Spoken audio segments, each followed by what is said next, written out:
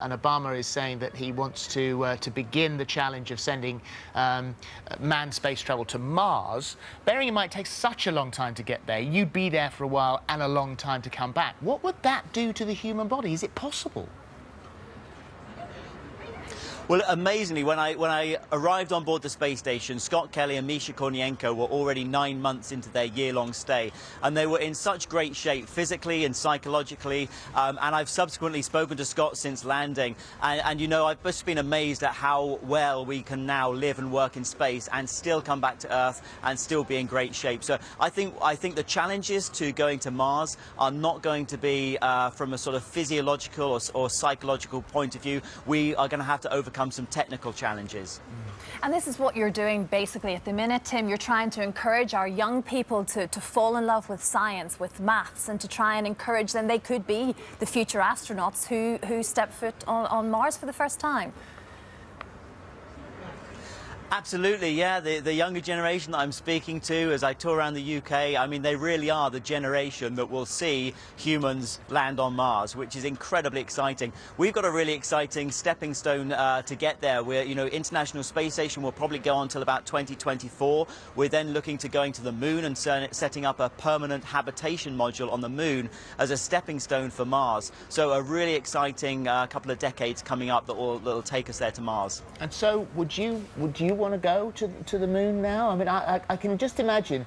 I've got an app on my phone and I watch the space station fly over regularly. Yeah. You must have looked up and thought, oh, I missed that. Yes, you know, I do. And when I've been speaking to my friends who are on board the station right now, I do miss it. I miss the view from Earth. I miss being in weightlessness. And yes, gosh, if a mission came up to go to the moon and to start that habitation module, I would be the first in the queue. When you were up there, and I'm sure this is a question been asked 1,000 times, but what was the most extraordinary thing you saw or did? I think the most extraordinary moment, the one I probably treasure the most, was the moment when I came out of the airlock on the spacewalk. Tim Copra, my NASA crewmate, went out first. I passed him all the equipment, and then it was my turn to descend out the airlock. And we were just going from day to night, and the planet beneath me was completely black, and it was just like descending into a black abyss.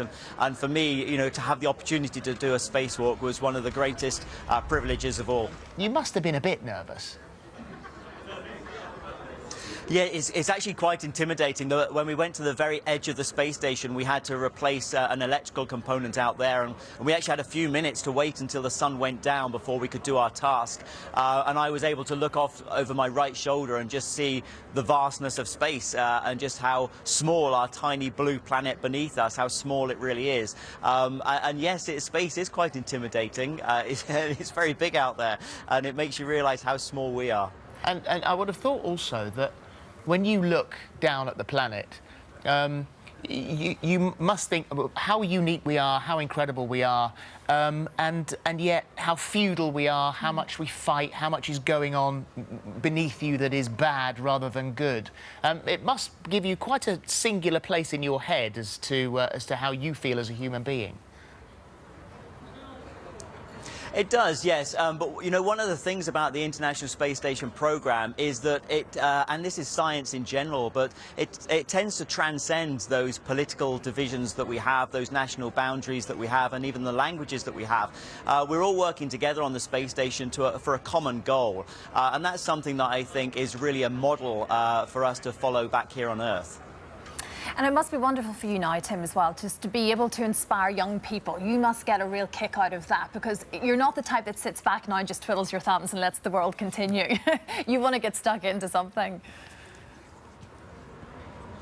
Absolutely, yeah, and it's been a real pleasure. I mean, the reception I've had in Cardiff and Leicester, Manchester, Salford, Glasgow, Edinburgh, going on to Belfast and London, it's just been absolutely wonderful. It's really been delighted to speak to these our younger generation of scientists and engineers and to try and inspire them to reach for their goals.